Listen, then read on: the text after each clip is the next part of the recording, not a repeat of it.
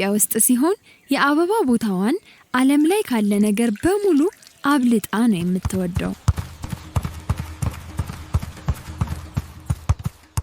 ሰላም ላንቺውን አልማዝ። ዳዊት አበቦቼ ምን ያህል ቆንጆ እንደሆኑ ተመልከት። አይገርምም? እያንዳንዱን አበባ ያለማንም እገዛ በራሴ ነው የተከልኩት። ከኔና ከሌሎች ልጆች ጋር እግር ኳስ መጫወት ትፈልጊያለሽ? አይ አሁን መጫወት አልችልም ዳዊት። መጀመሪያ አበቦቼን መንከባከብ ይኖርብኛል።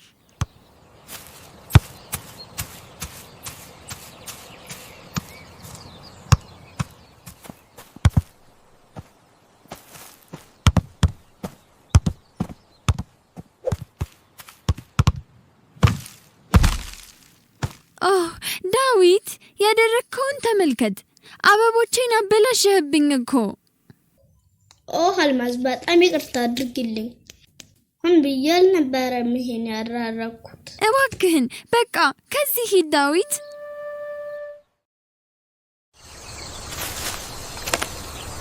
ዳዊት ያደረጋቸው መጥፎ ነገሮች ቀን 1 ላይ የአበባ ቦታዬን አወደመብኝ። ቀን 2 ዳዊት ስለ አበቦቼ ይቅርታ መጠየቅ ዘንግቶ ነበር። ቀን 3 እስክሪብቶዬን ከተዋሰም በኋላ መመለስ ረስቶ ነበር። ሰላም ትንሿ ልጅ፣ ውቡ የአትክልት ቦታሽ እንደቀደመው ቆንጆ እንዳልሆነ አስተውያለሁ። ማውራት ትችያለሽ ማለት ነው? ሲገርም።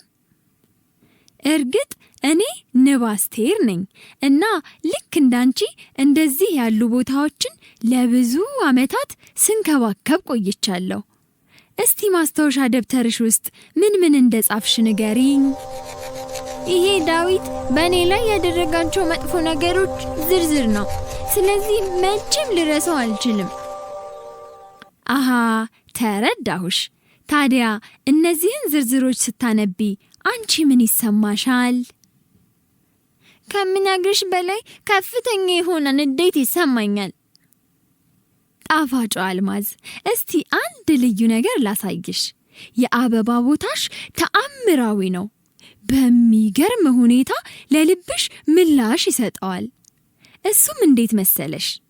በጣም የንዴትና የቁጣ ዘርን በልብሽ የምትዘሪ ከሆነ አበቦቹ ማበብ ያቆማሉ። ነገር ግን የመልካም ትውስታ ዘሮችን ስትዘሪ ደግሞ ምን እንደሚፈጠር ይሄንን ተመልከቺ። መልካም። እንደውም እኮ ዳዊት ባለፈው ሳምንት ለአበባ ቦታዬ ውሃ በመሸከም ረድቶኝ ነበር። አየሽ አይደል? እስቲ ደግሞ ሌላ ምን አድርጎልሽ ያውቃል? እስቲ ጎበዝ ለማስታወስ ሞክሪ። ምግቤን ስረሳ የሱ ምግብ ተካፍለን እንበላ ነበረ እና ሁሌም ቢሆን ደስ በሚሉ ቀልዶቹ ያስቀኛል።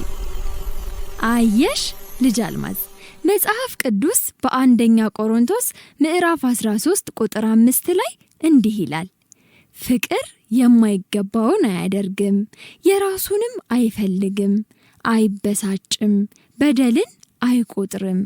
ስለዚህ መጥፎውን ከመቁጠር ይልቅ ደግሞ መልካሙን ለማስታወስ ስንመርጥ ልቦቻችንና ጓደኝነታችን እንደገና መጠንከርና ማበብ ይችላሉ።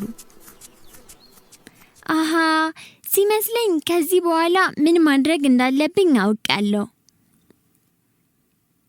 ስለ ጓደኛዬ ዳዊት መልካም ነገሮች።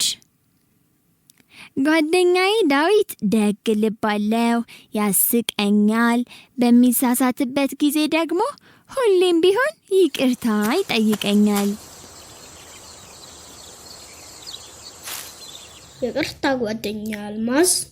አበባ ቦታሽ ላይ እንደገና ለመዝራት እነዚህን ዘሮች ይዤ መጥቻለሁ እና ደግሞ በጣም ይቅርታ። ዳዊት፣ አሁን እነዚህን አዲስ ነገሮች ለመዝራት እርዳኝ። ስለ ጓደኝነታችን የማስታወሳቸውን መልካም ነገሮች ሁሉ ልነግርህ እፈልጋለሁ። አልማዝ ጌታችን ኢየሱስ ክርስቶስ በወንጌሉ ያስተማረንን በዚያን ቀን ተማረች። እርስ በርሳችሁ ቸሮችና ሩህሩሆች ሁኑ፣ እግዚአብሔርም ደግሞ በክርስቶስ ይቅር እንዳላችሁ ይቅር ተባባሉ። ኤፌሶን ምዕራፍ 4 ቁጥር 32።